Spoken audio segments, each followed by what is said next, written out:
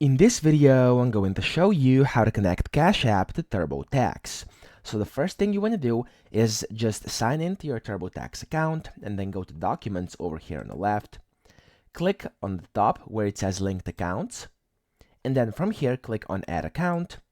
And then you want to look for Cash App. So over here, it's not showing. If you click Show More and it doesn't show, basically just go to the search box and type in Cash App and look for Cash App Crypto. From here, you want to click on that.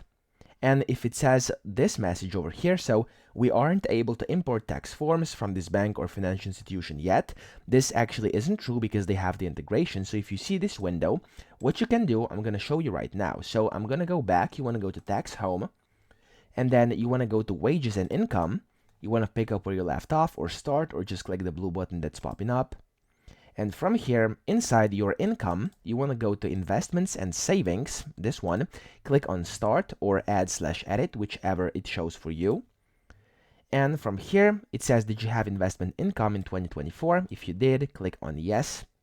And from here, you'll be able to answer one or two more questions. And if it asks you the questions, just answer them. It's very quick. And from here, you can basically see the exact same screen we've seen earlier. And you want to look for Cash App yet again.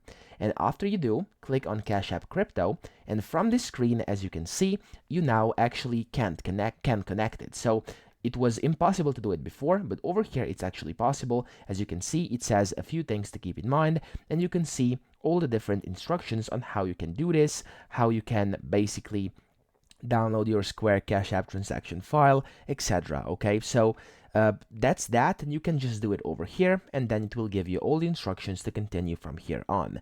As you can see, it also says enter a different way, but if you press this, you will get a bunch of different options. So if you'd like to do that, you're free to, of course, do that as well. Now, I hope this video helped you out. If it did, please subscribe to the channel and help me out as well.